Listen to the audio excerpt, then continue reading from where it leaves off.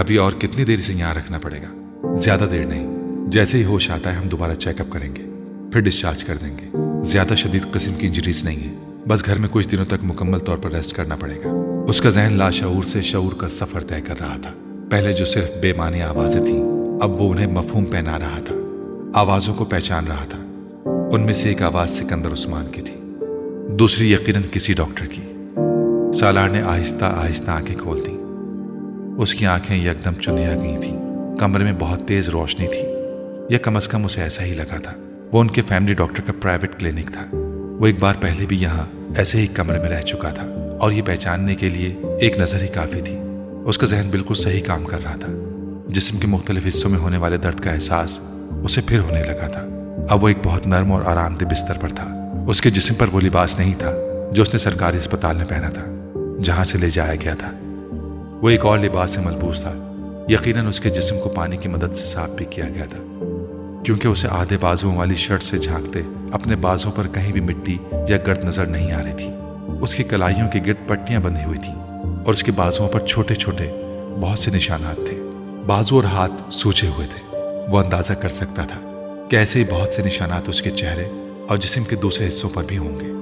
اسے اپنی ایک آنکھ بھی سوجی ہوئی محسوس ہو رہی تھی، اور اس کے جبڑے بھی دکھ رہے تھے، مگر اس سے بھی زیادہ برا حال گلے کا تھا۔ اس کے بازو میں ایک ڈرپ لگی ہوئی تھی جو اب تقریباً ختم ہونے والی تھی۔ پہلی بار اس کو ہوش میں ڈاکٹر ہی نے دیکھا تھا۔ یہ ان کا فیملی ڈاکٹر نہیں تھا، شاید اس کے ساتھ کام کرنے والا کوئی اور فزیشین تھا۔ اس نے سکندر کو اس کی طرف متوجہ کیا۔ ہوش آ گیا ہے۔ سالار نے ایک صوفے پر بیٹھے طیبہ کو اپنی طرف بڑھتے دیکھا، مگر سکندر آگے نہیں آئے تھے۔ ڈاکٹر اب اس کے پاس آ کر اس کی نبض چیک کر رہا تھا۔ اب تم کیسا محسوس کر رہے ہو؟ سالار جواب میں کچھ کہنا چاہتا تھا، مگر اس کے حلق سے آواز نہیں نکل سکی۔ وہ صرف منہ کھول کر رہ گیا۔ ڈاکٹر نے ایک بار پھر اپنا سوال دہرایا۔ سالار نے تکیے پر رکھا ہوا اپنا سر نفی میں ہلایا۔ بولنے کی کوشش کرو۔ ڈاکٹر شاید پہلے ہی اس کے گلے کے پرابلمز کے بارے میں جانتا تھا۔ سالار نے ایک بار پھر نفی میں سر ہلا دیا۔ ڈاکٹر نے نرس کے ہاتھ میں پکڑی ہوئی ٹرے سے ایک ٹارچ نما آلہ اٹھایا۔ منہ کھولیں۔ سالار نے دیکھتے جبڑوں کے ساتھ اپنا منہ کھول دیا۔ ڈاکٹر کچھ دیر اس کے حلق کا معائنہ کرتا رہا، پھر اس نے ٹارچ بند کر دی۔ گلے کا تفصیلی چیک اپ کرنا پڑے گا، اس نے مڑ کر سکندر عثمان کو بتایا۔ پھر اس نے ایک رائٹنگ پیڈ اور پین سالار کی طرف بڑھا دیا۔ نرس تب تک اس کے بازو میں لگے ڈرپ اتار چکی تھی۔ اٹھ کر بیٹھو اور بتاؤ کیا ہوا ہے گلے کو۔ اسے اٹھ کر بیٹھنے میں کوئی دقت نہیں ہوئی۔ نرس نے تکیہ اس کے پیچھے رکھ دیا تھا، اور وہ رائٹنگ پیڈ ہاتھ میں لیے سوچتا رہا۔ کیا ہوا تھا گلے کو، جسم کو، دماغ کو؟ وہ کچھ بھی لکھنے کے قابل نہیں تھا۔ سوجی ہوئی انگلیوں میں پکڑے پین کو دیکھتا رہا۔ اسے یاد تھا کہ اس کے ساتھ کیا ہوا تھا۔ اسے اپنی وہ چیخیں یاد آ رہی تھیں جنہوں نے اسے اب بولنے کے قابل نہیں چھوڑا تھا۔ کیا لکھا جائے؟ یہ کہ مجھے ایک پہاڑ پر ساری چیزیں چھین کر باندھ دیا گیا تھا، یا پھر یہ کہ مجھے چند گھنٹوں کے لیے زندہ قبر میں اتار دیا گیا تھا تاکہ مجھے سوالوں کا جواب مل جائے۔ What is next to ecstasy? وہ سفید کاغذ کو دیکھتا رہا، پھر اس نے مختصر سی تحریر میں اپنے ساتھ ہونے والا واقعہ تحریر کر دیا۔ ڈاکٹر نے رائٹنگ پیڈ پکڑ کر ایک نظر ان 7-8 جملوں پر ڈالی، اور پھر اسے سکندر عثمان کی طرف بڑھا دیا۔ آپ کو چاہیے فوری طور پر پولیس سے رابطہ کریں تاکہ کار برآمد کی جا سکے۔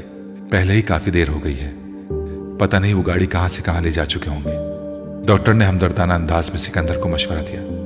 سکندر نے رائٹنگ پیڈ پر ایک نظر ڈالی۔ ہاں، میں پولیس سے کانٹیکٹ کرتا ہوں۔ پھر کچھ دیر ان دونوں کے درمیان اس کے گلے کے چیک اپ کے سلسلے میں بات ہوتی رہی۔ پھر ڈاکٹر نرس کے ہمراہ باہر نکل گیا۔ اس کے باہر نکلتے ہی سکندر عثمان نے ہاتھ میں پکڑا ہوا رائٹنگ پیڈ سالار کے سینے پر دے مارا۔ یہ جھوٹ کا پرندہ اپنے پاس رکھو۔ تم کیا سمجھتے ہو اب میں تمہاری کسی بات پر اعتبار کروں گا؟ نہیں، کبھی نہیں۔ سکندر بے حد مشتعل تھے۔ یہ بھی تمہارا کوئی نیا ایڈونچر ہوگا، خودکشی کی کوئی نئی کوشش۔ وہ کہنا چاہتا تھا فار گاڈ سیک ایسا نہیں ہے، مگر وہ گونگوں کی طرح ان کا چہرہ دیکھتا رہا۔ میں کیا کہوں ڈاکٹر سے کہ اس کو عادت ہے ایسے تماشوں اور ایسی حرکتوں کی؟ یہ پیدا ہی ان کاموں کے لیے ہوا ہے۔ سالار نے سکندر عثمان کو کبھی اس حد تک مشتعل نہیں دیکھا تھا۔ شاید وہ واقعی اب اس سے تنگ آ چکے تھے۔ طیبہ خاموشی سے پاس کھڑی تھی۔ ہر سال ایک نیا تماشا، ایک نئی مصیبت۔ آخر تمہیں پیدا کر کے کیا گناہ کر بیٹھے ہم؟ سکندر عثمان کو یقین تھا کہ یہ بھی اس کے کسی نئے ایڈونچر کا حصہ تھا۔ جو لڑکا 4 بار خود کو مارنے کی کوشش کر سکتا تھا، اس کے ہاتھ پاؤں پر موجود ان زخموں کو کوئی ڈکیتی قرار نہیں دے سکتا تھا، اور وہ بھی اس صورت میں جب اس واقعے کا کوئی گواہ نہیں تھا۔ سالار کو شیر آیا والی کہانی یاد آئی۔ بعض کہانیاں واقعی سچی ہوتی ہیں۔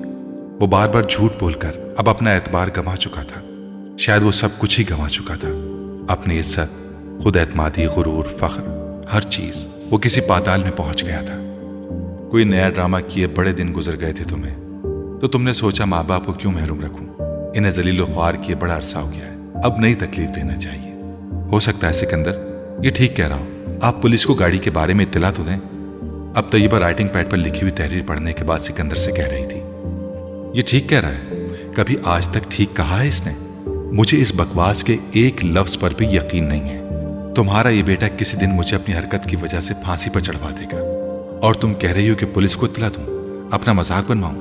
کار کے ساتھ بھی کچھ نہ کچھ کیا ہوگا اس نے، بیچ دی ہوگی کسی کو، یا کہیں پھینک آیا ہوگا۔ وہ اب اسے باقی گالیاں دے رہے تھے، اس نے کبھی انہیں گالیاں دیتے ہوئے نہیں سنا تھا، وہ صرف ڈانٹا کرتے تھے۔ وہ ان کے ڈانٹ پر بھی مشتعل ہو جایا کرتا تھا۔ چاروں بھائیوں میں وہ واحد تھا جو ماں باپ کی ڈانٹ سننے کا بھی روادار نہیں تھا، اور اس سے بات کرتے ہوئے سکندر بہت محتاط ہوا کرتے تھے، کیونکہ وہ کسی بھی بات پر مشتعل ہو جایا کرتا تھا۔ مگر آج پہلی دفعہ سالار کو ان کی گالیوں پر غصہ بھی نہیں آیا تھا۔ وہ اندازہ کر سکتا تھا کہ اس نے انہیں کس حد تک زج کر دیا ہے۔ وہ پہلی بار اس بیڈ پر بیٹھے اپنے ماں باپ کی حالت کو سمجھنے کی کوشش کر رہا تھا۔ کون سی چیز تھی جو انہوں نے اسے نہیں دی تھی؟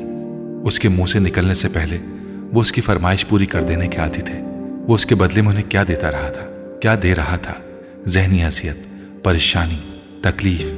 اس کے علاوہ اس کے بہن بھائیوں میں سے کسی نے ان کے لیے کوئی پریشانی نہیں کھڑی کی تھی۔ صرف ایک وہ تھا جو کسی دن تمہاری وجہ سے ہم دونوں کو خودکشی کرنی پڑے گی، تمہیں تبھی سکون ملے گا، صرف تبھی چین آئے گا تمہیں۔ پچھلی رات اس پہاڑ پر اس طرح بندھے ہوئے اسے پہلی بار ان کی یاد آئی تھی۔ پہلی بار اسے پتا چلا تھا کہ اسے ان کی کتنی ضرورت تھی، وہ ان کے بغیر کیا کرے گا، اس کے لیے ان کے علاوہ کون پریشان ہوگا۔ اسے سکندر کے لفظوں سے زندگی میں پہلی بار کوئی بے عزتی محسوس نہیں ہو رہی تھی۔ وہ ہمیشہ سے سکندر کے زیادہ قریب رہا تھا، اور اس کے سب سے زیادہ جھگڑے بھی انہی کے ساتھ ہوتے رہتے تھے۔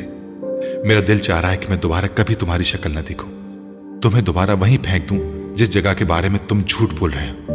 اب بس کرو سکندر، طیبہ نے ان کو ٹوکا۔ میں بس کروں؟ میں کیوں بس نہیں کرتا؟ کبھی تو ترس کھا لے یہ ہم لوگوں پر اور اپنی حرکتیں چھوڑ دے۔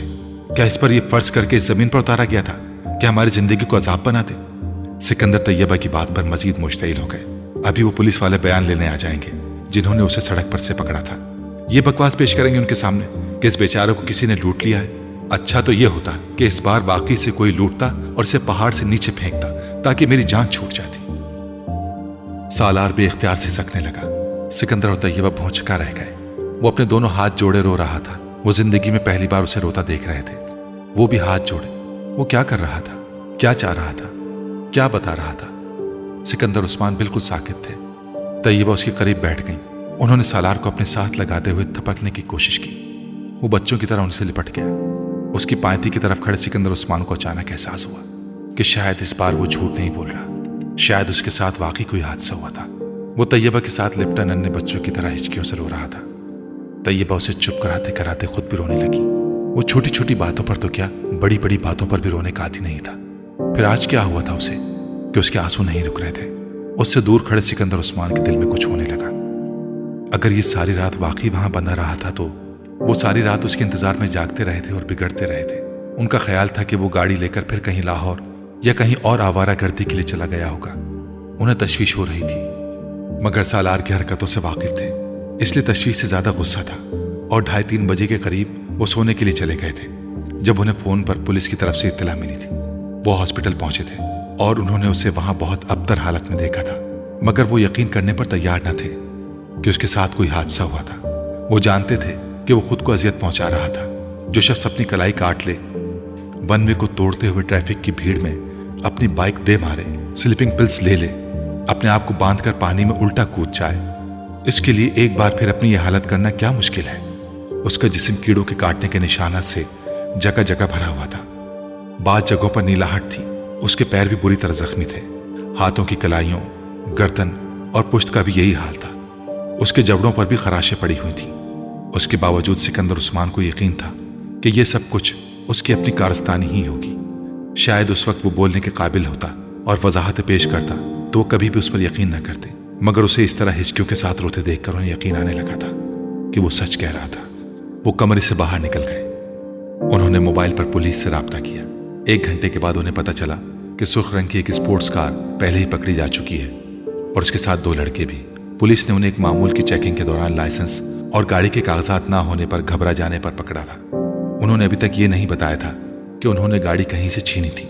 वो सिर्फ यही कहते रहे कि वो गाड़ी उन्हें कहीं से मिली थी और वो सिर्फ शौक और तजस्सुस से मजबूर होकर चलाने लगे। चूंकि पुलिस के पास अभी तक गाड़ी की FIR भी दर्ज नहीं कराई गई थी, इसलिए उनके बयान की तस्दीक मुश्किल हो गई थी। मगर सिकंदर उस्मान की FIR के कुछ देर बाद ही उन्हें कार के बारे में पता चल गया था। अब वो सही मानों में सालार के बारे में तशवीश का शिकार हुए थे। सिकंदर और तैयबा सालार को उस रात वापस नहीं लेकर आए। वो उस रात हॉस्पिटल में ही रहा। अगले दिन उसके जिस्म का दर्द और सूजन में काफी कमी वाक़ई हो चुकी थी। वो दोनों 11 बजे के करीब उसे घर ले आए। इससे पहले पुलिस के 2 एहलकारों ने उससे एक लंबा चौड़ा तहरीरी बयान लिया था। सिकंदर और तैयबा के साथ अपने कमरे में दाखिल होते हुए पहली बार उसे अपनी खिड़कियों पर लगी मुख्तलिफ मॉडल्स की उन न्यूड तस्वीरों को देखा और बेख्तियार शर्म आई। तैयबा और सिकंदर बहुत बार उसके कमरे में आते रहे थे। वो तस्वीरें उनके लिए कोई नई या काबिल एतराज चीज नहीं थी। तुम अब आराम करो, मैंने तुम्हारे फ्रिज में फल और जूस रखवा दिया है। भूख लगे तो निकाल कर खा लेना या फिर मुलाजिम को बुलवा लेना, वो निकाल देगा, तैयबा ने उससे कहा। वो अपने बेड पर लेटा हुआ था। वो दोनों कुछ देर तक उसके पास रहे, फिर खिड़की के पर्दे बराबर करके उसे सोने की ताकीद करते हुए चले गए। वो उनके बाहर निकलते ही उठकर बैठ गया। उसने कमरे के दरवाजे को अंदर से लॉक किया। खिड़की के पर्दे हटाकर उसने बहुत तेजी से उन पर लगी हुई तमाम तस्वीरों को उतारना शुरू कर दिया। पोस्टर्स, तस्वीरें, कटआउट। उसने चंद मिनट में पूरा कमरा साफ कर दिया था। वॉशरूम में जाकर उसने बाथटब में उन्हें फेंक दिया। वॉशरूम की लाइट जलाने पर उसकी नजर अपने चेहरे पर पड़ी थी। वो बुरी तरह सूजा हुआ और नीला हो रहा था। वो ऐसे ही चेहरे की तवक्को कर रहा था।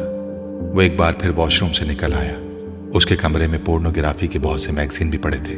वो उन्हें उठा लाया। उसने उन्हें भी बाथटब में फेंक दिया और फिर वो बारी बारी अपने रैक में पड़ी हुई गंदी वीडियोज उठाकर उसमें से टेप निकालने लगा। आधे घंटे के अंदर उसका कारपेट टेप के ढेर से भरा हुआ था। उसने वहां मौजूद तमाम वीडियोज को जाया कर दिया और टेप के उस ढेर को उठाकर बाथटब में फेंक दिया और लाइटर के साथ उन्हें आग लगा दी। एक चिंगारी सी भड़की थी और तस्वीरों और टेप का वो ढेर जलने लगा था। उसने एग्जॉस्ट ऑन कर दिया था। बाथरूम की खिड़कियां खोल दी। वो उस ढेर को इसलिए जला रहा था क्योंकि वो उस आग से बचना चाहता था जो दोज़ख में उसे अपनी लिपटों में ले लेती। आग की लिपटें तस्वीरों और टेप के उस ढेर को खा रही थी, यूं जैसे वो सिर्फ आग के लिए बनाई गई थी। वो पलके झपकाए बगैर बाथटब में आग के उस ढेर को देख रहा था, यूं जैसे उस वक्त किसी दोज़ख के किनारे खड़ा था। एक रात पहले उस पहाड़ी पर इस हालत में इस्लामाबाद की रोशनियों को देखते हुए उसने सोचा था कि वो उसकी जिंदगी की आखिरी रात थी और वो उसके बाद दोबारा कभी उन रोशनियों को नहीं देख सकेगा।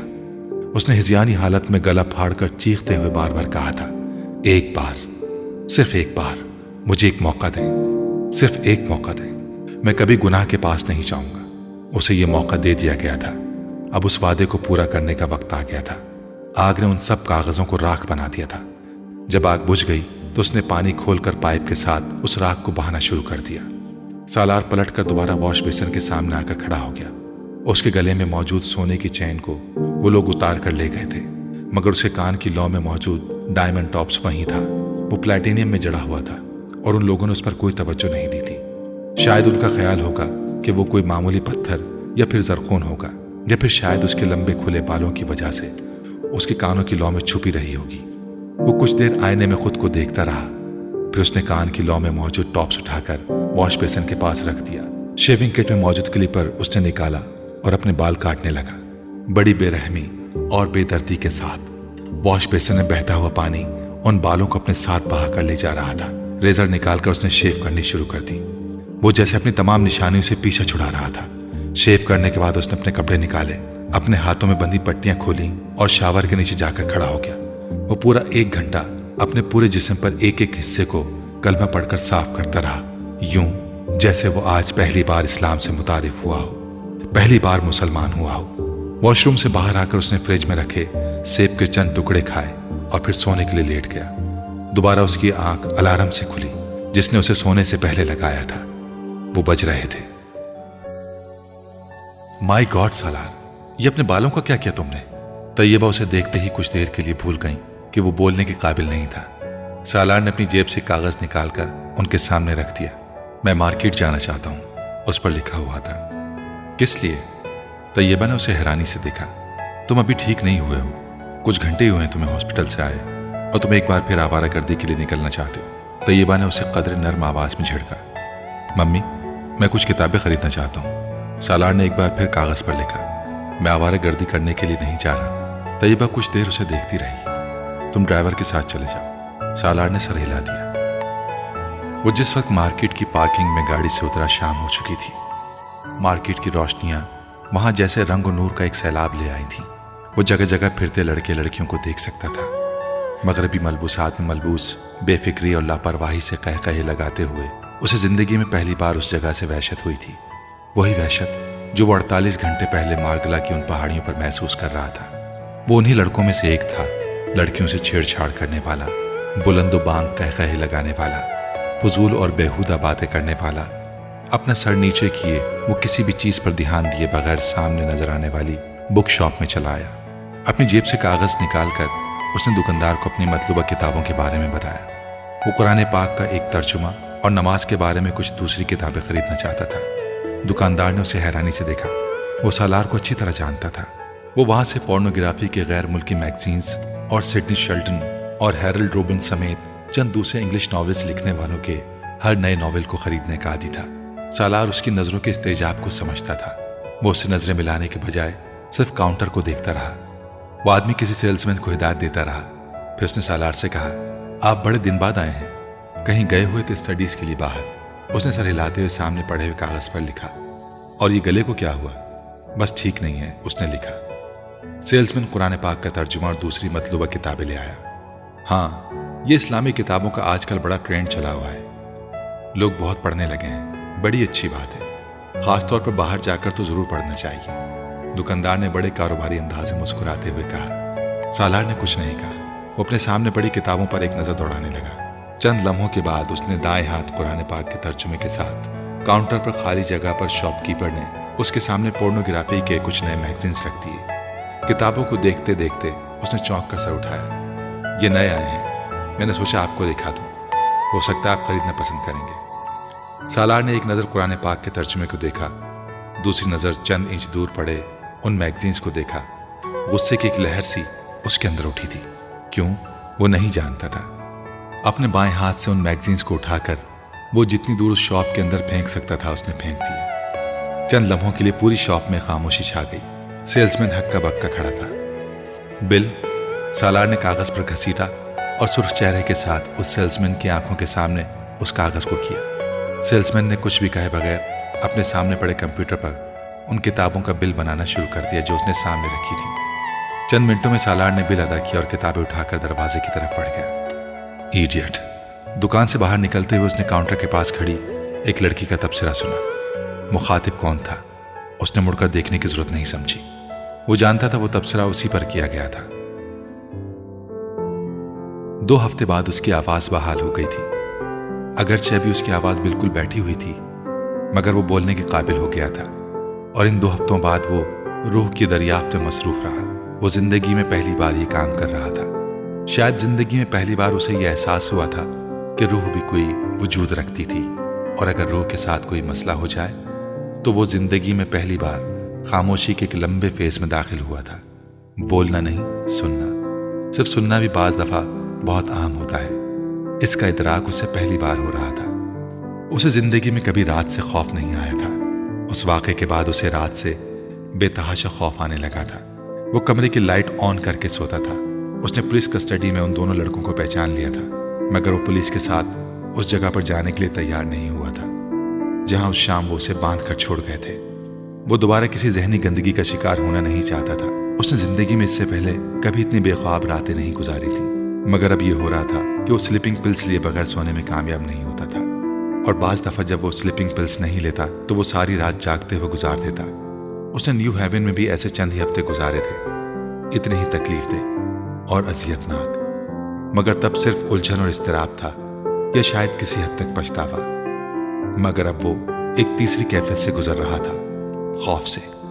وہ اندازہ نہیں کر پا رہا تھا کہ اس رات اسے کس چیز سے زیادہ خوف آیا تھا، मौत से, कब्र से या फिर दोज़ख से। इमामा ने कहा था एक्सटेसी के बाद पेन होती है, मौत पेन थी। उसने कहा था पेन के बाद नथिंगनेस होगी, कब्र नथिंगनेस थी। इमामा ने कहा था नथिंगनेस के बाद हेल आ जाएगा। वो वहां तक पहुंचना नहीं चाहता था, वो उस एक्सटेसी से बचना चाहता था जो उसे पेन से हेल का सफर करने पर मजबूर करती थी। अगर मुझे इन सब चीजों का पता नहीं था तो इमामा को कैसे पता था? वो मेरी ही उम्र की है, वो मेरे जैसे खानदान से ताल्लुक रखती है, फिर उसके पास इन सवालों के जवाब कैसे आ गए? वो हैरान होते हुए सोचने लगा। आसाइशें तो उसके पास भी वैसी ही थी जैसी मेरे पास थी, फिर उसमें और मुझ में क्या फर्क था? वो जिस मकतबा फिक्र से थी वो कौन होते हैं और वो क्यों उस मकतबा फिक्र से मुंसलिक रहना चाहती थी? उसने पहली बार उसके बारे में तफसीली तौर पर पढ़ा। उसकी उलझनों में इजाफा हुआ। खत्म नबूवत पर इख्तिलाफ क्या इतना अहम इशू है कि एक लड़की इस तरह अपना घर छोड़कर चली जाए? मैंने हजरत से इसलिए शादी नहीं की क्योंकि वो खत्म नबूवत सल्लल्लाहु अलैहि वसल्लम पर यकीन नहीं रखता। तुम समझते हो मैं तुम्हारे जैसे इंसान के साथ जिंदगी गुजारने पर तैयार हो जाऊंगी? एक ऐसे शख्स के साथ जो खत्म नबूवत सल्लल्लाहु अलैहि वसल्लम पर यकीन रखता है और फिर भी गुनाह करता है, जो हर वो काम करता है जिससे मेरे पैगंबर सल्लल्लाहु अलैहि वसल्लम ने मना फरमाया। अगर मैं हज़रत मोहम्मद सल्लल्लाहु अलैहि वसल्लम पर यकीन ना रखने वाले से शादी नहीं करूंगी तो मैं आप सल्लल्लाहु अलैहि वसल्लम की नाफरमानी वाले के साथ भी जिंदगी नहीं गुजारूंगी। उसे इमाम हाशिम का हर लफ्ज़ याद था। वो मफहूम पर पहली बार गौर कर रहा था। तुम ये बात नहीं समझोगे। उसने बहुत बार सालार से ये जुमला कहा था, इतनी बार कि वो उस जुमले से चिढ़ने लगा था। आखिर वो ये बात कहकर उस पर क्या जताना चाहती थी? ये कि वो कोई बहुत बड़ी स्कॉलर या पारसा थी और वो उससे कमतर? अब वो सोच रहा था वो बिल्कुल ठीक कहती थी। वो वाकई तब कुछ भी सुनने के काबिल नहीं था। कीचड़ में रहने वाला कीड़ा ये कैसे जान सकता था कि वो किस गंदगी में रहता है? उसे अपने बजाय दूसरे गंदगी में लिपटे और गंदगी में रहते नजर आते हैं। वो तब भी गंदगी में ही था। मुझे तुम्हारी आंखों से, तुम्हारे खुले गिरबान से घिन आती है। उसे पहली बार अब उन दोनों चीजों से घिन आई। आईने के सामने रखे होने पर यह जुमला किसी बज़वर्ड की तरह कई माह तक उसके कानों में गूंजता रहा। वो हर बार उसे जहन से झटकता, कुछ मुश्तइल हो जाता, अपने काम में मसरूफ हो जाता। मगर अब पहली बार उसने महसूस किया था कि उसे खुद भी अपने आप से घिन आने लगी थी। वो अपना गिरेबान बंद रखने लगा था, अपनी आंखों को झुकाने लगा। वो आईने में भी खुद अपनी आंखों में देखने से कतराने लगा था। उसने कभी किसी से ये नहीं सुना था कि किसी को उसकी आंखों, उसकी नजरों से घिन आती थी, खासतौर पर किसी लड़की को। ये उसकी आंखें नहीं, उन आंखों में झांकने वाला तासुर था जिससे इमाम हाशिम को घिन आई थी। और इमाम हाशिम से पहले किसी लड़की ने उस तासुर को शनाख्त नहीं किया था। वो आंखों में आंखें डालकर बात करने वाली लड़कियों की कंपनी में रहता था और वो ऐसी ही लड़कियों को पसंद करता था। इमाम हाशिम ने कभी उसकी आंखों में आंखें डालकर बात नहीं की थी। वो उसके चेहरे को देखती और उसे अपनी तरफ देखते पाकर नजरें हटा लेती या किसी और चीज को देखने लगती। सालार को खुशफहमी थी कि वो उससे नजरें इसलिए चुरा रही थी क्योंकि उसकी आंखें बहुत पुरकशिश थीं। उसे पहली बार उसके मुंह से फोन पर यह सुनकर शौक लगा था कि उसकी आंखों से घिन आती है। आंखें रूह की खिड़कियां होती हैं, उसने कहीं पढ़ा था। तो क्या मेरी आंखें मेरे अंदर छुपी गंदगी को दिखाना शुरू हो गई थी? उसे ताज्जुब नहीं हुआ, ऐसा ही था। मगर उस गंदगी को देखने के लिए सामने वाले का पाक होना जरूरी था और इमाम हाशिम पाक थी।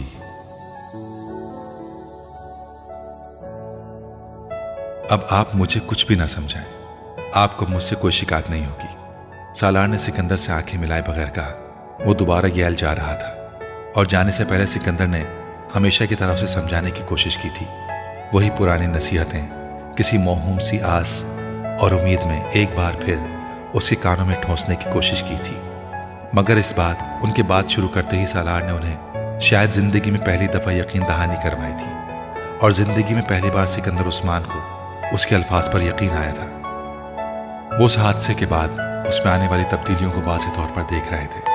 वो पहले वाला सालार नहीं था, उसकी जिंदगी ही तब्दील हो चुकी थी। उसका हुलिया, उसका अंदाज, सब कुछ। उसके अंदर के शोले को जैसे किसी ने फूंक मार कर बुझा दिया था। सही हुआ था या गलत, ये तब्दीलियां अच्छी थीं या बुरी, खुद सिकंदर उस्मान भी उस पर कोई राय देने के काबिल नहीं हुए थे। मगर उन्हें यह जरूर मालूम हो गया था कि उसमें कोई बहुत बड़ी तब्दीली आई थी। उन्हें यह अंदाजा नहीं हुआ था کہ اس نے زندگی میں پہلی بار چوٹ کھائی تھی، اور زندگی میں پہلی بار پڑنے والی چوٹ بڑے بڑوں کو رلا دیتی ہے۔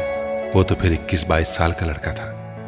زندگی میں بعض دفعہ ہمیں پتہ نہیں چلتا کہ ہم تاریکی سے باہر آئے ہیں یا تاریکی میں داخل ہوئے ہیں۔ اندھیرے میں سمت کا پتہ نہیں چلتا، مگر آسمان اور زمین کا پتہ ضرور چل جاتا ہے، بلکہ ہر حال میں چلتا ہے۔ سر اٹھانے پر آسمان ہی ہوتا ہے، سر جھکانے پر زمین ہی ہوتی ہے۔ دکھائی دے نہ دے، مگر زندگی میں سفر کرنے کے لیے صرف 4 سمتوں ہی کی ضرورت پڑتی ہے: دائیں بائیں، آگے پیچھے۔ 5ویں سمت پیروں کے نیچے ہوتی ہے۔ وہاں زمین نہ ہو تو پاتال آ جاتا ہے۔ پاتال میں پہنچنے کے بعد کسی سمت کی ضرورت نہیں رہتی۔ 6ٹھی سمت سر سے اوپر ہوتی ہے، وہاں جایا ہی نہیں جا سکتا۔ وہاں اللہ ہوتا ہے، آنکھوں سے نظر نہ آنے والا، مگر دل کی ہر دھڑکن، خون کی ہر گردش، ہر آنے جانے والے سانس، حلق سے اترنے والے ہرنے والے کے ساتھ محسوس ہونے والا۔ وہ فوٹوگرافک میموری، وہ 150+ IQ لیول اسے اب عذاب لگ رہا تھا۔ وہ سب کچھ بھولنا چاہتا تھا، وہ سب جو وہ کرتا رہا، وہ سب کچھ، وہ کچھ بھی بھلانے کے قابل نہیں تھا۔ کوئی اس سے اس کی تکلیف پوچھتا۔ نیو ہیون واپس آنے کے بعد اس نے زندگی کے ایک نئے سفر کو شروع کیا تھا۔ اس رات اس جنگل کے ہولناک اندھیرے اور تنہائی میں اس درخت کے ساتھ بندھے بلکتے ہوئے کیے گئے تمام وعدے اسے یاد تھے۔ وہ سب سے بالکل الگ تھلگ رہنے لگا تھا، معمولی سے رابطے اور تعلق کے بھی بغیر۔ مجھے تم سے نہیں ملنا، وہ صاف گو تو ہمیشہ سے ہی تھا، مگر اس حد تک ہو جائے گا اس کے ساتھیوں میں سے کسی کو بھی اس کی توقع نہیں تھی۔ چند ہفتے اس کے بارے میں اس کا گروپ چیمہ گوئیاں کرتا رہا، پھر یہ چیمہ گوئیاں اعتراضات اور تبصروں میں تبدیل ہو گئیں، اور اس کے بعد طنزیہ جملوں اور ناپسندیدگی میں۔ پھر سب اپنی اپنی زندگی میں مصروف ہو گئے۔ سالار سکندر کسی کی زندگی کا مرکز اور محور نہیں تھا، نہ دوسرا کوئی اس کی زندگی کا۔ اس نے نیو ہیون پہنچنے کے بعد جو چند کام کیے تھے، اس میں جلال النصر سے ملاقات کی کوشش بھی تھی۔ وہ پاکستان سے واپس آتے ہوئے اس کے گھر سے امریکہ میں اس کا ایڈریس لے آیا تھا۔ یہ ایک اتفاق ہی تھا کہ اس کا ایک کزن بھی اسی ہاسپٹل میں کام کر رہا تھا۔ باقی کا کام بہت آسان ثابت ہوا، ضرورت سے زیادہ آسان۔ وہ اس سے ایک بار مل کر اسے معذرت کرنا چاہتا تھا، اسے ان تمام جھوٹوں کے بارے میں بتا دینا چاہتا تھا جو وہ اس سے امامہ کے بارے میں اور امامہ کو اس کے بارے میں بولتا رہا تھا۔ وہ ان دونوں کے تعلق میں اپنے رول کے لیے شرمندہ تھا، وہ اس کی تلافی کرنا چاہتا تھا۔ وہ جلال النصر تک پہنچ چکا تھا اور وہ امامہ ہاشم تک پہنچنا چاہتا تھا۔ وہ جلال النصر کے ساتھ ہاسپٹل کے کیفیٹیریا میں بیٹھا ہوا تھا۔ جلال النصر کے چہرے پر بے حد سنجیدگی تھی، اس کے ماتھے پر پڑے ہوئے بل اس کی ناراضگی کو ظاہر کر رہے تھے۔ سالار کچھ دیر پہلے ہی وہاں پہنچا تھا اور جلال النصر اسے وہاں دیکھ کر ہکا بکا رہ گیا تھا۔ اس نے جلال سے چند منٹ مانگے تھے۔ وہ 2 گھنٹے انتظار کروانے کے بعد بالآخر کیفیٹیریا میں آ گیا تھا۔ سب سے پہلے تو میں یہ جاننا چاہوں گا کہ تم نے مجھے ڈھونڈا کیسے؟ اس نے آپ جناب کے تمام تکلفات کو برطرف رکھتے ہوئے ٹیبل پر بیٹھتے ہوئے سالار سے کہا، یہ اہم نہیں ہے، یہ بہت اہم ہے۔ اگر تم واقعی چاہتے ہو کہ میں کچھ دیر تمہارے ساتھ یہاں گزاروں تو مجھے پتا ہونا چاہیے کہ تم نے مجھے کیسے ڈھونڈا۔ میں نے اپنے کزن سے مدد لی ہے، وہ ایک ڈاکٹر ہے اور اس شہر میں بہت عرصے سے کام کر رہا ہے۔ میں یہ نہیں جانتا اس نے آپ کو کیسے ڈھونڈا ہے، میں نے اسے صرف آپ کا نام اور کچھ دوسری معلومات دی تھیں۔ سالار نے کہا، لنچ؟ جلال نے بڑے رسمی انداز میں کہا۔ وہ ٹیبل پر آتے ہوئے اپنے لنچ ٹرے ساتھ لے کر آیا تھا۔ نہیں، میں نہیں کھاؤں گا، سالار نے شکریہ کے ساتھ معذرت کر لی۔ جلال نے کندھے اچکائے اور کھانا شروع کر دیا۔ کس معاملے میں بات کرنا چاہتے ہو تم مجھ سے؟ میں آپ کو چند حقائق سے آگاہ کرنا چاہتا ہوں۔ جلال نے اپنی بھویں اچکائیں۔ حقائق؟ میں آپ کو یہ بتانا چاہتا تھا کہ میں نے آپ سے جھوٹ بولا تھا۔ میں امامہ کا دوست نہیں تھا، وہ میرے دوست کی بہن تھی، صرف میری نیکسٹ ڈور نیبر۔ جلال نے کھانا جاری رکھا۔ میری اس سے معمولی جان پہچان تھی، وہ مجھے پسند نہیں کرتی تھی، خود میں بھی اسے پسند نہیں کرتا تھا، اور یہی وجہ تھی کہ میں نے آپ پر یوں ظاہر کیا جیسے وہ میری گہری دوست تھی۔ میں آپ دونوں کے درمیان غلط فہمیاں پیدا کرنا چاہتا تھا۔ جلال سنجیدگی سے اس کی بات سنتے ہوئے کھانا کھاتا رہا۔ اس کے بعد جب امامہ گھر سے نکل کر آپ کے پاس آنا چاہتی تھی تو میں نے اس سے جھوٹ بولا آپ کی شادی کے بارے میں۔ اس بار جلال کھانا کھاتے کھاتے رک گیا۔ میں نے اس سے کہا کہ آپ شادی کر چکے ہیں اور آپ کے پاس اسی لیے نہیں آئی تھی۔ مجھے بعد میں احساس ہوا کہ میں نے بہت نامناسب حرکت کی ہے، مگر اس وقت تک دیر ہو چکی تھی۔ امامہ سے میرا کوئی رابطہ نہیں تھا، مگر یہ ایک اتفاق ہے کہ آپ سے میرا رابطہ ہو گیا۔ میں آپ سے ایکسکیوز کرنا چاہتا ہوں۔ मैं तुम्हारी माजरत कबूल करता हूँ, मगर मैं नहीं समझता कि तुम्हारी वजह से मेरे और इमामा के दरमियान कोई गलत फहमी पैदा हुई। मैं पहले ही उससे शादी न करने का फैसला कर चुका था। जलाल ने बड़ी साफ गोई से कहा। वो आपसे मोहब्बत करती थी? सालार ने धीमी आवाज में कहा। हाँ मैं जानता हूँ, मगर शादी वगैरह में सिर्फ मोहब्बत तो नहीं देखी जाती, और भी बहुत कुछ देखा जाता है। जलाल बहुत हकीकत पसंदाना अंदाज में कह रहा था। जलाल, क्या यह मुमकिन नहीं है कि आप उससे शादी कर लें? पहली बात यह है कि मेरा उसके साथ कोई राब्ता नहीं है, और दूसरी बात यह है कि मेरा उसके साथ राब्ता होता तब भी मैं उसके साथ शादी नहीं कर सकता। उसको आपके सहारे की जरूरत है, सालार ने कहा। मैं नहीं समझता उसे मेरे सहारे की जरूरत है। अब तो बहुत अरसा गुजर चुका है, अब तक वो कोई ना कोई सहारा तलाश कर चुकी होगी। जलाल ने इत्मीनान से कहा। हो सकता है उसने ऐसा ना किया हो, वो अभी भी आपका इंतजार कर रही हो। मैं इस तरह के इम्कानात पर गौर करने का आदी नहीं हूँ। मैंने तुम्हें बताया कि मेरे लिए अपने कैरियर की इस स्टेज पर शादी मुमकिन ही नहीं है, और वो भी उससे। क्यों? इस क्यों का जवाब मैं तुम्हें क्या दूं? तुम्हारा इस सारे मामले से कोई ताल्लुक नहीं है। मैं उससे क्यों शादी करना नहीं चाहता, मैं तभी उसे बता चुका हूँ, और इतने अरसे बाद तुम दोबारा कर फिर वही पेंडोरा बॉक्स खोलने की कोशिश कर रहे हो। जलाल ने कदर नाराजी से कहा। मैं सिर्फ उस नुकसान की तलाफी करने की कोशिश कर रहा हूँ जो मेरी वजह से आप दोनों का हुआ। सालार ने नरमी से कहा। मेरा कोई नुकसान नहीं हुआ, और इमामा का भी नहीं हुआ होगा। तुम जरूरत से ज्यादा हसास हो रहे हो। जलाल ने सलाद के चंद टुकड़े मुंह में डालते हुए इत्मीनान से कहा। सालार उसे देखता रहा। वो नहीं समझ पा रहा था कि वो उसे अपनी बात कैसे समझाए। मैं उसको ढूंढने में आपकी मदद कर सकता हूँ, उसने कुछ देर बाद कहा, मगर मैं उसे ढूंढना नहीं चाहता। शादी मुझे उससे नहीं करनी, तो फिर ढूंढने का फायदा? सालार ने एक गहरा सांस लिया। आप जानते हैं उसने किस लिए घर छोड़ा था? मेरे लिए बाहर हाल नहीं छोड़ा था। जलाल ने बात काटी। आपके लिए नहीं छोड़ा था, मगर जिन वजूहात की बिना पर छोड़ा था। क्या एक मुसलमान के तौर पर आपको उसकी मदद करनी नहीं चाहिए, जबकि आप ये भी जानते हैं कि वो लड़की आपसे बहुत मोहब्बत करती है, आपसे बहुत इंस्पायर्ड है। मैं दुनिया में कोई वाहिद मुसलमान नहीं हूँ, और ना ही मुझ पर यह फर्ज कर दिया गया है कि मैं उसकी मदद करूँ। मेरी एक ही जिंदगी है, और मैं उसे किसी दूसरे की वजह से तो खराब नहीं कर सकता। और फिर तुम भी मुसलमान हो, तुम क्यों नहीं शादी करते उससे? मैंने तो तब भी कहा था तुमसे कि तुम उससे शादी कर लो। तुम वैसे भी उसके लिए नर्म गोशा रखते हो। जलालुन नसर ने कदरे चुपते हुए अंदाज में कहा। सालार उससे खामोशी से देखता रहा। वो उसे नहीं बता सकता था कि वो उससे शादी कर चुका है। शादी? वो मुझे पसंद नहीं करती, उसने कहा। मैं इस सिलसिले में उसे समझा सकता हूँ। तुम मेरा उससे राब्ता करवा दो तो मैं उसे तुमसे शादी करने पर तैयार कर लूंगा। अच्छे आदमी हो तुम, और खानदान वगैरह भी ठीक ही होगा तुम्हारा। कार तो 1.5 साल पहले भी बड़ी शानदार रखी हुई थी तुमने। इसका मतलब रुपया पैसा वगैरह होगा तुम्हारे पास। वैसे यहाँ किस लिए हो? MBA कर रहा हूँ। फिर तो कोई मसला नहीं, जॉब तुम्हें मिल जाएगी। रुपया वैसे भी तुम्हारे पास है। लड़कियों को और क्या चाहिए? इमामा तो वैसे भी तुम्हें जानती है। जलाल ने चुटकी बजाते हुए मसला हल किया। सारा मसला तो उसी जानने ने ही पैदा किया है। वो मुझे जरूरत से ज्यादा जानती है। सालार ने जलाल को देखते हुए सोचा, वो आपसे मोहब्बत करती है। सालार ने जैसे उसे याद दिलाया। अब इसमें मेरा तो कोई कसूर नहीं है। लड़कियां कुछ ज्यादा जज्बाती होती हैं इस मामले में। जलाल ने कदरे बेजारी से कहा। ये वन साइड लव अफेयर तो नहीं होगा, आप किसी न किसी हद तक उसमें इन्वॉल्व तो जरूर होंगे। सालार ने कदर संजीदगी से कहा। हाँ, थोड़ा बहुत इन्वॉल्व था, मगर वक्त और हालात के साथ साथ तरजीहात भी बदलती रहती हैं इंसान की। अगर आपको वक्त और हालात के साथ अपनी तरजीहात बदलनी थी तो आपको उसके बारे में इमामा को इन्वॉल्व होते ही बता देना चाहिए था।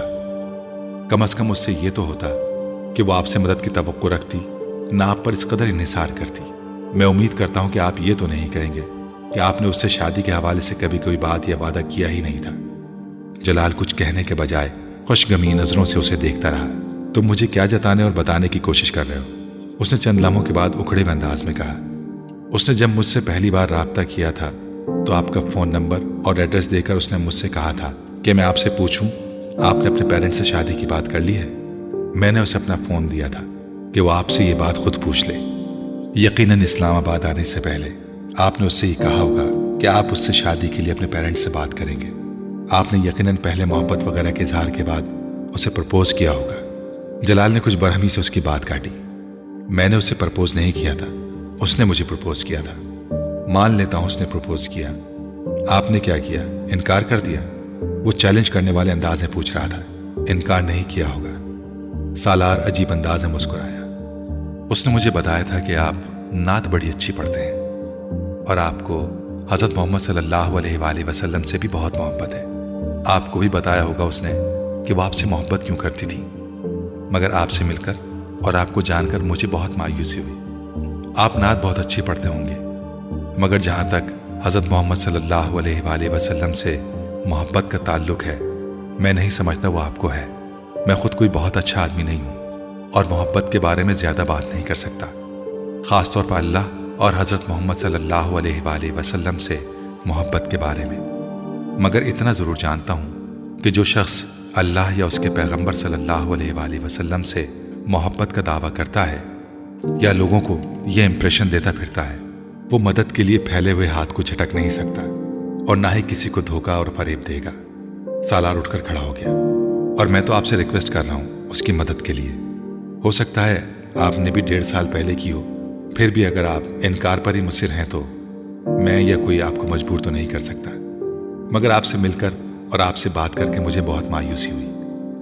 اس نے الوداعی مصافحے کے لیے جلال کی طرف ہاتھ بڑھایا۔ جلال نے اپنا ہاتھ نہیں بڑھایا، وہ تنفر بھرے انداز میں ماتھے پر بل لیے اسے دیکھتا رہا۔ خدا حافظ۔ سالار نے اپنا ہاتھ پیچھے کر لیا۔ جلال اسی حالت میں اسے جاتا دیکھتا رہا، پھر اس نے خود کلامی کی۔ It's really an idiot world out there. وہ دوبارہ لنچ ٹرے کی طرف متوجہ ہو گیا۔ اس کا موڈ بے حد آف ہو رہا تھا۔ جلال النصر سے ملاقات کے بعد وہ اپنے احساسات کو کوئی نام دینے میں ناکام ہو رہا تھا۔ کیا اسے اپنے پچھتاوے سے آزاد ہو جانا چاہیے؟ کیونکہ جلال نے یہ کہا تھا کہ سالار بیچ میں نہ آتا تو بھی وہ ماما سے شادی نہیں کرتا، اور جلال النصر سے بات کرنے کے بعد اسے یہ اندازہ ہو گیا تھا کہ ماما کے لیے اس کے احساسات میں کوئی گہرائی نہیں تھی، مگر یہ شاید اس کے لیے بہت سے نئے سوالات پیدا کر رہا تھا۔ وہ جلال سے آج ملا تھا۔ 1.5 سال پہلے اس نے جلال کے ساتھ اس طرح کی بات کی ہوتی تو شاید اس پر ہونے والا اثر مختلف ہوتا، تبھی ماما کے لیے اس کے احساسات کا پیمانہ مختلف ہوتا، اور شاید 1.5 سال پہلے وہ امامہ کے بارے میں اس بے حسی کا مظاہرہ نہ کرتا جس کا مظاہرہ اس نے آج کیا تھا۔ وہ ایک ذہنی رو میں اپنے کندھوں سے بوجھ ہٹا ہوا محسوس کرتا، اور اگلی ذہنی رو اسے پھر الجھن کا شکار کرتی تھی۔ MBA کا دوسرا سال بہت پرسکون گزرا تھا۔ پڑھائی کے علاوہ اس کی زندگی میں اور کوئی سرگرمی نہیں رہی تھی۔ وہ گیمز پر صرف ڈسکشنز میں ہی اپنے کلاس فیلوز کے ساتھ گفتگو کرتا یا پھر گروپ پروجیکٹس کے سلسلے میں اس کے ساتھ وقت گزارتا۔ باقی کا سارا وقت وہ لائبریری میں گزار دیتا۔ ویکینڈ پر اس کی واحد سرگرمی اسلامک سینٹر جانا تھا، جہاں وہ ایک عرب سے قرآن پاک تلاوت کرنا سیکھا کرتا تھا۔ پھر وہ قرآن پاک کے ان اسباق کو دہرایا کرتا، پھر اسی عرب سے اس نے عربی زبان سیکھنا شروع کر دی۔ خالد عبد الرحمن نامی وہ عرب بنیادی طور پر ایک میڈیکل ٹیکنیشین تھا اور ایک ہاسپٹل سے وابستہ تھا۔ وہ ویکینڈ پر وہاں آ کر عربی زبان اور قرآن پاک کی کلاسز لیا کرتا تھا۔ وہ اس کام کا کوئی معاوضہ نہیں لیا کرتا تھا، بلکہ اسلامک سینٹر کی لائبریری میں موجود کتابوں کی ایک بڑی تعداد بھی اس کے دوستوں اور رشتہ داروں کی طرف سے عطیہ کی گئی تھی۔ قرآن پاک کی انہی کلاسز کے دوران ایک دن اس نے سالار سے کہا، تم قرآن پاک حفظ کیوں نہیں کرتے؟ سالار اس کے اس تجویز نما سوال پر کچھ دیر حیرانی سے اس کا منہ دیکھنے لگا۔ میں کیسے کر سکتا ہوں؟ کیوں؟ تم کیوں نہیں کر سکتے؟ خالد نے جواباً اس سے پوچھا۔ یہ بہت مشکل ہے، اور پھر میرے جیسا آدمی؟ نہیں میں نہیں کر سکتا، سالار نے چند لمحوں بعد کہا۔ تمہارا ذہن بہت اچھا ہے، بلکہ میں اگر یہ کہوں کہ میں نے آج تک اپنی زندگی میں تم سے زیادہ ذہین آدمی نہیں دیکھا۔ جتنی تیز رفتاری سے تم نے اتنے مختصر عرصے میں اتنی چھوٹی بڑی صورتیں یاد کی ہیں کوئی اور نہیں کر سکا، اور جتنی تیز رفتاری سے تم عربی سیکھ رہے ہو میں اس پر بھی حیران ہوں۔ جب ذہن اس قدر زرخیز ہو اور دنیا کی ہر چیز سیکھ لینے اور یاد رکھنے کی خواہش ہو تو قرآن پاک کیوں نہیں؟ تمہارے ذہن پر اللہ تعالیٰ کا بھی حق ہے۔ خالد نے کہا، آپ میری بات نہیں سمجھے، مجھے سیکھنے پر کوئی اعتراض نہیں، مگر یہ بہت مشکل ہے، میں اس عمر میں یہ نہیں سیکھ سکتا، سالار نے وضاحت کی۔ جبکہ میرا خیال ہے کہ تمہیں قرآن پاک حفظ کرنے میں بہت آسانی ہوگی۔ تم ایک بار اسے حفظ کرنا شروع کرو۔ میں کسی اور کے بارے میں تو یہ دعویٰ نہیں کرتا، مگر تمہارے بارے میں دعوے سے یہ کہہ سکتا ہوں کہ تم نہ صرف بہت بآسانی سے اسے حفظ کر لوگے بلکہ بہت کم عرصے میں۔ سالار نے اس دن اس موضوع کے بارے میں مزید کوئی بات نہیں کی، مگر اس رات اپنے اپارٹمنٹ پر واپس آنے کے بعد وہ خالد عبد الرحمن کی باتوں کے بارے میں ہی سوچتا رہا۔ اس کا خیال تھا کہ خالد عبد الرحمن دوبارہ اس کے بارے میں اس سے بات نہیں کرے گا، مگر اگلے ہفتے خالد عبد الرحمن نے ایک بار پھر اس سے یہی سوال کیا۔ سالار بہت دیر چپ چاپ اسے دیکھتا رہا، پھر اس نے مدھم آواز میں خالد سے کہا، مجھے خوف آتا ہے۔ किस चीज़ से? कुरान पाक हिफ्ज़ करने से। खालिद ने कदरे हैरानी से पूछा। सालार ने इस बात में सर हिला दिया। क्यों?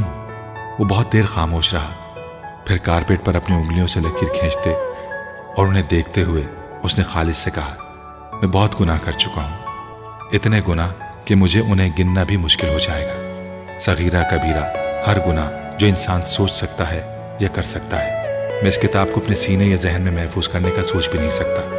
मेरा सीना और जहन पाक तो नहीं है। मेरे जैसे लोग इसे हिफ्ज़ करने के लायक नहीं होते। मैं तो ऐसा सोच भी नहीं सकता। उसकी आवाज़ फिर आ गई। खालिद कुछ देर खामोश रहा, फिर उसने कहा, अभी भी गुनाह करते हो? सालार ने नफ़ी में सर हिला दिया। तो फिर किस चीज़ का खौफ है? तुम अगर कुरान पाक की तिलावत कर सकते हो अपने उन सारे गुनाहों के बावजूद, तो फिर इसे हिफ्ज़ भी कर सकते हो। और फिर तुमने गुनाह किए मगर तुम अब गुनाह नहीं करते, ये काफ़ी है। अगर अल्लाह ताला ये नहीं चाहेगा कि तुम इसे हिफ्ज़ करो तो तुम इसे हिफ्ज़ नहीं कर सकोगे, चाहे तुम लाख कोशिश कर लो। और अगर तुम खुशकिस्मत हुए तो तुम इसे हिफ्ज़ कर लोगे। खालिद ने चुटकी बजाते हुए जैसे ये मसला हल कर दिया था। सालार उस रात जागता रहा। आधी रात के बाद उसने पहला पारा खोलकर कांपते हाथों और ज़बान के साथ हिफ्ज़ करना शुरू किया। उसे हिफ्ज़ करते हुए एहसास होने लगा कि खालिद अब्दुर्रहमान ठीक कहता है। उसे कुरान पाक का बहुत सा हिस्सा पहले ही याद था। खौफ की वो कैफियत जो उसने कुरान पाक हिफ्ज़ करना शुरू करते हुए महसूस की थी, वो ज़्यादा देर नहीं रही थी। उसके दिल को कहीं से इस्तकामत मिल रही थी। कहाँ से? कोई उसकी ज़बान की लड़खड़ाहट दूर कर रहा था। कौन? कोई उसके हाथों की कपकपाहट ख़त्म कर रहा था। क्यों? फजर की नमाज से कुछ देर पहले वो उस वक्त बेतहाशा रो दिया जब उसने पिछले 5 घंटों में याद किए हुए सबक को पहली बार मुकम्मल तौर पर दोहराया। वो कहीं नहीं अटका, वो कुछ नहीं भूला था। ज़ेर ज़बर की कोई गलती नहीं। आखिरी चंद जुमलों पर उसकी ज़बान पहली बार कपकपाने लगी थी। आखिरी चंद जुमले अदा करते हुए उसे बड़ी दिक्कत हुई थी, क्योंकि वो उस वक्त आंसुओं से रो रहा था। अगर अल्लाह ही चाहेगा और तुम खुशकिस्मत होगे तो तुम कुरान पाक हिफ्ज़ कर लोगे, वरना कुछ भी कर लो नहीं कर पाओगे। उसे खालिद अब्दुर्रहमान की ये बात याद आ रही थी। फजर की नमाज अदा करने के बाद उसने कैसेट पर अपनी ज़िंदगी के उस पहले सबक को रिकॉर्ड किया था। एक बार फिर उसे किसी दिक्कत का सामना नहीं करना पड़ा था। उसकी आवाज़ में पहले से ज़्यादा रवानी और लहजे में पहले से ज़्यादा फसाहत थी। उसकी ज़िंदगी में एक नई चीज़ शामिल हो गई थी। उस पर एक और एहसान कर दिया गया था, मगर उसका डिप्रेशन ख़त्म नहीं हुआ था। वो रात को स्लीपिंग पिल्स के बगैर नींद का तसव्वुर भी नहीं कर सकता था। और स्लीपिंग पिल्स लेने के बावजूद वो कभी अपने कमरे की लाइट्स ऑफ नहीं कर सका था। वो तारीकी से खौफ खाता था। ये फिर खालिद अब्दुर्रहमान ही था जिसने एक दिन उससे कहा था। वो उसे कुरान पाक का सबक ज़बानी सुना रहा था और उसे एहसास हो रहा था कि खालिद अब्दुर्रहमान मुसलसल उसके चेहरे पर नजरें जमाए हुए था। जब उसने अपना सबक ख़त्म किया और पानी का गिलास उठाकर अपने होठों से लगाया तो उसने खालिद को कहते सुना, मैंने कल रात तुम्हें ख्वाब में हज करते देखा है। सालार मुंह में ले जाने वाला पानी हलक में उतार नहीं सका। गिलास नीचे रखते हुए खालिद को देखने लगा। इस साल तुम्हारा MBA हो जाएगा, अगले साल तुम हज कर लो। खालिद का लहजा बहुत रस्मी था।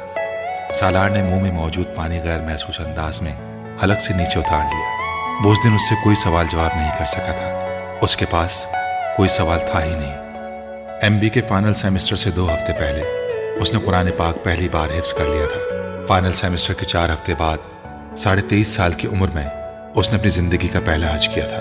वहाँ जाते हुए, वहाँ से आते हुए उसके दिलो दिमाग में कुछ भी नहीं था।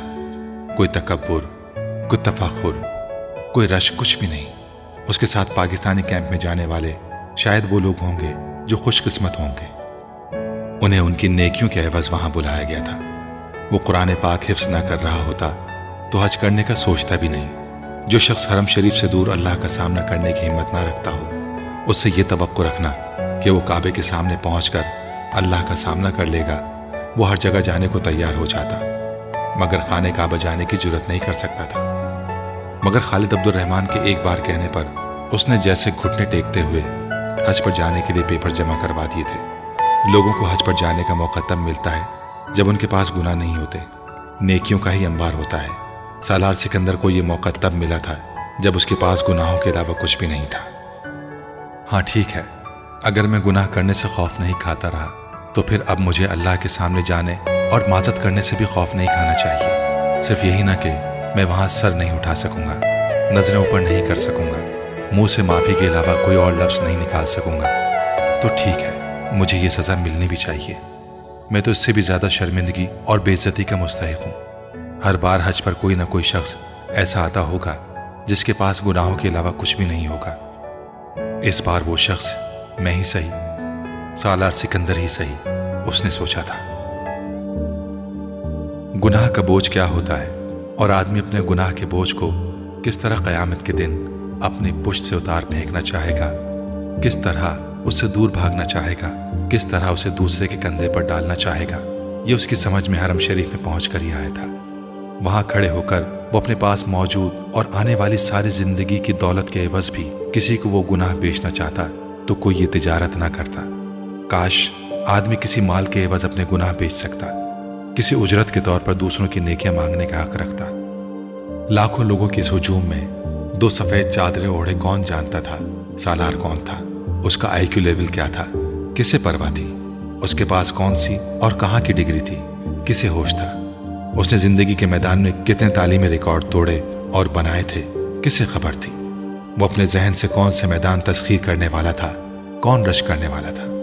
वो वहां उस हुजूम में ठोकर खाकर गिरता, भगदड़ में रोंदा जाता। उसके ऊपर से गुजरने वाली खलकत में से कोई भी ये नहीं सोचता कि उन्होंने कैसे दिमाग को खो दिया था, किस IQ लेवल के नायाब आदमी को किस तरह खत्म कर दिया था। उसे दुनिया में अपनी औकात, अपनी अहमियत का पता चल गया था। अगर कुछ मुगालता रह भी गया था तो अब खत्म हो गया था, अगर कुछ शुबा बाकी था तो अब दूर हो गया था। फख्र, तकब्बुर, रश्क, अना, खुद पसंदी, खुद सताइशी के हर बचे हुए टुकड़े को निचोड़कर उसके अंदर से फेंक दिया गया था। वो उन्हीं आलाइशों को दूर करवाने के लिए वहां आया था। MBA में उसकी शानदार कामयाबी किसी के लिए भी हैरान कुन नहीं थी। उसके डिपार्टमेंट में हर एक को पहले से ही अंदाजा था उसके और उसके क्लास फेलोज के प्रोजेक्ट्स और असाइनमेंट्स में इतना फर्क होता था कि उसके प्रोफेसर्स को ये मानने में कोई आड़ नहीं था वो मुकाबले की इस दौड़ में 10 गज आगे दौड़ रहा था। और MBA के दूसरे साल में उसने इस फासले को और बढ़ा दिया था। उसने इंटर्नशिप अक़वाम मुत्तहिदा की एक एजेंसी में की थी। उसका MBA मुकम्मल होने से पहले ही उस एजेंसी के अलावा उसके पास 7 मुख्तलिफ मल्टीनेशनल कंपनीज की तरफ से ऑफर्स मौजूद थी। तुम अब आगे क्या करना चाहते हो? उसके रिजल्ट्स के मुतालिक जानने के बाद सिकंदर उस्मान ने उसे अपने पास बुलाकर पूछा था। मैं वापस अमेरिका जा रहा हूँ, मैं यूनाइटेड नेशंस के साथ ही काम करना चाहता हूँ, लेकिन मैं चाहता हूँ कि तुम अपना बिजनेस शुरू करो या मेरे बिजनेस में शामिल हो जाओ। सिकंदर उस्मान ने उससे कहा, पापा मैं बिजनेस नहीं कर सकता, बिजनेस वाला टेम्परामेंट नहीं है मेरा, मैं जॉब करना चाहता हूँ और मैं पाकिस्तान में रहना भी नहीं चाहता। सिकंदर उस्मान हैरान हुए। तुमने पहले कभी जिक्र नहीं किया कि तुम पाकिस्तान में रहना नहीं चाहते, तुम मुस्तकिल तौर पर अमेरिका में ही सेटल होना चाहते हो। पहले मैंने अमेरिका में सेटल होने के बारे में नहीं सोचा था, लेकिन अब मैं वहीं रहना चाहता हूँ। क्यों? वो उनसे ये नहीं कहना चाहता था कि पाकिस्तान में उसका डिप्रेशन बढ़ जाता है। वो मुसलसल इमामा के बारे में सोचता रहता था। वहाँ उसे हर चीज़ इमामा की याद दिलाती थी, उसके पछतावे और उसके एहसास जुर्म में इजाफा हो जाता था। मैं यहाँ एडजस्ट नहीं हो सकता। सिकंदर उस्मान कुछ देर उसे देखते रहे। हालांकि मेरा ख्याल है तुम एडजस्ट हो सकते हो। सालार जानता था उनका इशारा किस तरफ था, मगर वो खामोश रहा। जॉब करना चाहते हो? ठीक है, चंद साल जॉब कर लो, लेकिन उसके बाद आकर मेरा बिजनेस देखो। ये सब कुछ मैं तुम लोगों के लिए ही स्टैब्लिश कर रहा हूँ, दूसरों के लिए नहीं। वो कुछ देर उसे समझाते रहे। सालार खामोशी से उनकी बातें सुनता रहा। 1 हफ्ते बाद वो दोबारा अमेरिका आ गया था। उसके चंद हफ्ते के बाद उसने यूनिसेफ में जॉब शुरू कर दी। वो न्यू हेवन से न्यूयॉर्क चला गया था। एक नई जिंदगी का आगाज था और वहां आने के चंद हफ्ते बाद उसे यह अंदाजा भी हो गया था कि वो कहीं फरार हासिल नहीं कर सकता। वो उसे वहां भी उसी तरह याद आ रही थी। उसका एहसास जुर्म वहां भी उसका साथ छोड़ने पर तैयार नहीं था। वो 16 से 18 घंटे तक काम करने लगा। वो एक दिन भी 3-4 घंटे से ज्यादा नहीं सोया और दिन रात की इस मसरूफियात ने उसे बड़ी हद तक नॉर्मल कर दिया था। अगर एक तरफ काम के उस अंबार ने उसके डिप्रेशन में कमी की थी, तो दूसरी तरफ वो अपने इदारे के नुमाया तरीन वर्कर्स में शुमार होने लगा था। यूनिसेफ के मुख्तलिफ प्रोजेक्ट्स के सिलसिले में वो एशिया, अफ्रीका और लातिन अमेरिका के ममालिक जाने लगा। गुर्बत और बीमारी को पहली दफ़ा अपनी आंखों से इतने करीब से देख रहा था। रिपोर्ट्स और अखबारों में छपने वाले हकायक में और उन हकायक को अपनी तमाम हौलनाकी के साथ खुली आंखों से देखने में बहुत फ़र्क होता है, और ये फ़र्क उसे उस जॉब में ही समझ में आया था। हर रोज़ भूखे सोने वाले लोगों की तादाद करोड़ों में थी। हर रात पेट भरकर ज़रूरत से ज़्यादा खाने वालों की तादाद भी करोड़ों में थी। सिर्फ 3 वक्त का खाना, सर पर छत اور جسم پر لباس بھی کتنی بڑی نعمتیں تھیں، اسے تب سمجھ میں آیا۔ وہ یونیسیف کی ٹیم کے ساتھ چارٹرڈ طیاروں میں سفر کرتے ہوئے اپنی زندگی کے بارے میں سوچتا۔ اس نے زندگی میں ایسے کون سے کارنامے انجام دیے تھے کہ اسے وہ پرآسائش زندگی دی گئی تھی جو وہ گزار رہا تھا۔ وہ ان لوگوں کے لیے کیا گناہ کیے ہوئے تھا، اور ان لوگوں سے کیا گناہ ہوئے تھے کہ وہ زندگی کی تمام بنیادی ضروریات سے محروم صرف زندہ رہنے کی خواہش میں خوراک کے ان پیکٹس کے پیچھے بھاگتے پھرتے تھے۔ وہ ساری رات جاگ کر اپنے ادارے کے لیے ممکنہ اسکیمیں اور پلان بناتا رہتا۔ کہاں خوراک کی ڈسٹریبیوشن کیسے ہو سکتی ہے، کیا بہتری لائی جا سکتی ہے، کہاں امداد کی ضرورت ہے، کن علاقوں میں کس طرح کے پروجیکٹس درکار تھے۔ وہ بعض دفعہ 48 گھنٹے بغیر سوئے کام کرتا رہتا۔ اس کے بنائے ہوئے پرپوزلز اور رپورٹس تکنیکی لحاظ سے اتنے مربوط ہوتے تھے کہ ان میں کوئی خامی ڈھونڈنا کسی کے لیے ممکن نہیں رہتا تھا، اور اس کی یہ خصوصیات اس کی ساکھ اور نام کو اور بھی مستحکم کرتی جا رہی تھی۔ اگر مجھے اللہ نے دوسروں سے بہتر ذہن اور صلاحیتیں دی ہیں تو مجھے ان صلاحیتوں کو دوسروں کے لیے استعمال کرنا چاہیے، اس طرح استعمال کرنا چاہیے کہ میں دوسروں کی زندگی میں زیادہ سے زیادہ آسانیاں لا سکوں، دوسروں کی زندگی کو بہتر کر سکوں۔ وہ کام کرتے ہوئے اس کے علاوہ کچھ اور نہیں سوچتا تھا۔ یونیسیف کے لیے کام کرنے کے دوران ہی اس نے ایم فل کرنے کا سوچا تھا، اور پھر اس نے ایم فل میں ایڈمیشن لے لیا تھا۔ ایوننگ کلاسز جوائن کرتے ہوئے اسے قطعاً کسی قسم کا کوئی شبہ نہیں تھا کہ وہ اپنے آپ کو ایک بار پھر ضرورت سے زیادہ مصروف کر رہا تھا، مگر اس کے پاس اس کے علاوہ کوئی اور راستہ نہیں تھا۔ کام اس کا جنون بن چکا تھا، یا پھر اس سے بھی 2 قدم آگے بڑھ کر ایک مشن۔ فرقان سے سالار کی پہلی ملاقات امریکہ سے پاکستان آتے ہوئے فلائٹ کے دوران ہوئی۔ وہ اس کے ساتھ والی سیٹ پر بیٹھا ہوا تھا۔ وہ امریکہ میں ڈاکٹرز کی کسی کانفرنس میں شرکت کر کے واپس آ رہا تھا، جبکہ سالار سکندر اپنی بہن انیتا کی شادی میں شرکت کے لیے پاکستان آ رہا تھا۔ ایک لمبی فلائٹ کے دوران دونوں کے درمیان ابتدائی تعارف کے بعد گفتگو کا سلسلہ تھما نہیں۔ فرقان عمر میں سالار سے کافی بڑا تھا۔ وہ 35 سال کا تھا۔ لندن اسپیشلائزیشن کرنے کے بعد وہ پاکستان آ گیا تھا اور وہاں ایک ہاسپٹل میں کام کر رہا تھا۔ وہ شادی شدہ تھا، اس کے 2 بچے بھی تھے۔ چند گھنٹے آپس میں گفتگو کرتے رہنے کے بعد فرقان اور وہ سونے کی تیاری کرنے لگے۔ سالار نے معمول کے مطابق اپنے بریف کیس سے سلیپنگ پلز کی ایک گولی پانی کے ساتھ نکل لی۔ فرقان نے اس کی تمام کارروائی کو خاموشی سے دیکھا۔ جب اس نے بریف کیس بند کر کے دوبارہ رکھ دیا تو فرقان نے کہا، اکثر لوگ فلائٹ کے دوران سلیپنگ پلز کے بغیر نہیں سو سکتے۔ سالار نے گردن موڑ کر اسے دیکھا اور کہا، میں سلیپنگ پلز کے بغیر نہیں سو سکتا۔ فلائٹ میں ہوں یا نہ ہوں اس سے فرق نہیں پڑتا، سونے میں مشکل پیش آتی ہے۔ فرقان کو ایک دم کچھ تجسس ہوا۔ مشکل؟ سالار مسکرایا، میں سرے سے سو ہی نہیں سکتا۔ میں سلیپنگ پلز لیتا ہوں اور 3-4 گھنٹے سو لیتا ہوں۔ انسومینیا؟ فرقان نے پوچھا۔ شاید میں نے ڈاکٹر سے چیک اپ نہیں کروایا، مگر شاید یہ وہی ہے۔ سالار نے قدر لاپرواہی سے کہا، تمہیں چیک اپ کروانا چاہیے تھا۔ اس عمر میں انسومینیا یہ کوئی بہت صحت مند علامت نہیں ہے۔ میرا خیال ہے تم کام کے پیچھے جنونی ہو چکے ہو، اور اسی وجہ سے تم نے اپنی سونے کی نارمل روٹین کو خراب کر لیا ہے۔ فرقان اب کسی ڈاکٹر کی طرح بول رہا تھا۔ سالار مسکراتے ہوئے سنتا رہا۔ وہ اسے نہیں بتا سکتا تھا کہ وہ اگر رات دن مسلسل کام نہ کرے تو وہ اس احساس جرم کے ساتھ زندہ نہیں رہ سکتا تھا جسے وہ محسوس کرتا ہے۔ وہ اسے یہ بھی نہیں بتا سکتا تھا کہ وہ سلیپنگ پلز کے بغیر سونے کی کوشش کرے تو وہ امامہ کے بارے میں سوچنے لگتا ہے، اس حد تک کہ اسے اپنا سر درد پھٹتا ہوا محسوس ہونے لگتا ہے۔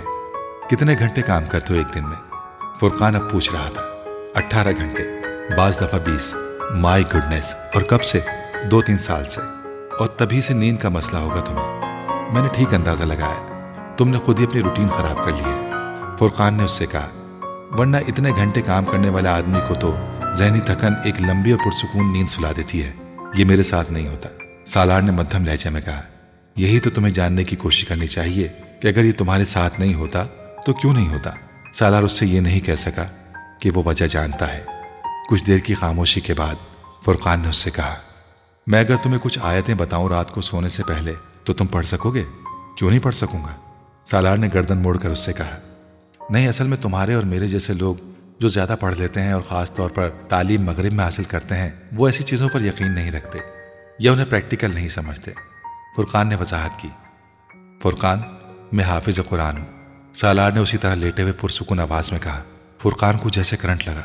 میں روز رات کو سونے سے پہلے 1 سپارہ پڑھ کر سوتا ہوں۔ میرے ساتھ یقین یا اعتماد کا کوئی مسئلہ نہیں ہے۔ سالار نے بات جاری رکھی۔ میں بھی حافظ قرآن ہوں، فرقان نے بتایا۔ سالار نے گردن موڑ کر مسکراتے ہوئے دیکھا۔ یہ یقیناً ایک خوشگوار اتفاق تھا۔ اگرچہ فرقان نے داڑھی رکھی ہوئی تھی، مگر سالار کو پھر بھی اندازہ نہیں ہو پایا تھا کہ وہ حافظ قرآن ہے۔